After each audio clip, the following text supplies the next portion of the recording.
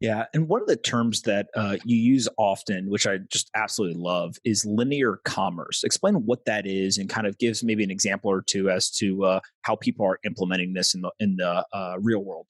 Yeah, simply put, it's the line where media meets commerce. And for me, that is sort of the center of a sustainable, profitable, long-term viable business because they can they can influence demand and they can meet that demand with supply, or they have supply and they can manufacture that demand, whichever side of the industry they're coming from. So you're seeing, you're very familiar with Barstool. That's a media company that became a very commerce focused brand. There are commerce companies that became very good at publishing video, right?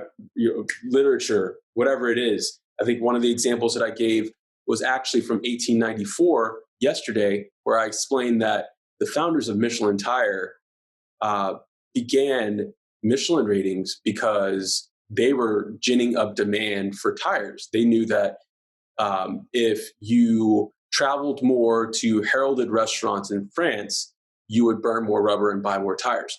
There are so many examples of that, and that's the core of linear commerce: taking two core functionalities, two core competencies, and making them the focus of your business. So I think let's use Barstool as an example because I think many people listening to this will at least have an idea as to how that business works, which is basically, it was a blog, then it kind of moved into this social media realm. Now there's a lot of video, audio type content, but they also have $100+ million revenue business on that. And obviously some of that is advertising. I think it's about 30%, 33%. They've got a big merchandise business. And then they've got kind of other types of revenue sources. How do you look at a business like that in terms of merchandise is a very easy type of kind of linear commerce play, right? Of just, okay, we've got eyeballs, we're going to sell them t-shirts, right? With kind of all kinds of branding, whatever. Where can a business like that go, right? And I think of it almost as like as they mature as a business, the products that they sell become more sophisticated and not necessarily more complex, but just it's not as easy as like let's put a print on a t-shirt and sell that through drop shipping. So how do you see like the evolution of these companies as they get more serious about this idea of linear commerce? Yeah, I think the core of linear commerce is loyalty, right? And so, especially from the media side, when you look at Barstool, yeah, they started off pretty simply with hats and T-shirts and maybe polo shirts, things like that. But what are they doing now? They've launched their first digital app for betting. They've launched their own digital sports book. That's a pretty complex product. They can do that and they can shoot to number one in sports because they have a ton of loyalty in their readership.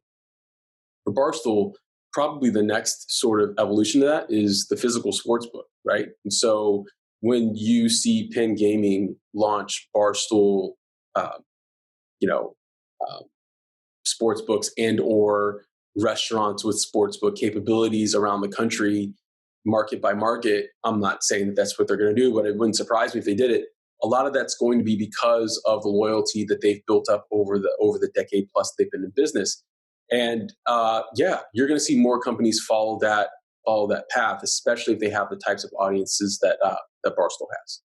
Yeah, and it also feels like because they've built loyalty to Barstool, they've also built loyalty to the individual kind of celebrities or personalities, and then they almost have these like inside jokes with that audience, and I think that kind of drives the loyalty. But I remember seeing in one of the decks, I think with Penn National Gaming, the idea that they may launch like pizza shops, right? So physical locations that sell pizza under the One Bite name. They've got an app that does that, and you kind of start to realize like, wait a second, every single thing that keeps the consumer loyal, like the inside jokes, the content, like all that, can be productized to some degree. Sure. I think that's kind of what you're getting at with this linear commerce idea, right?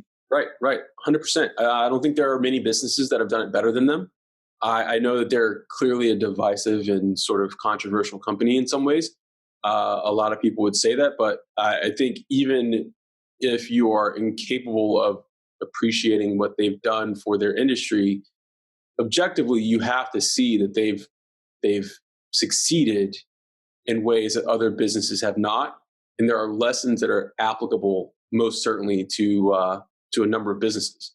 I really wish that people would set aside some of their distaste or their antics and just study their business model, because, Erica's done a wonderful job.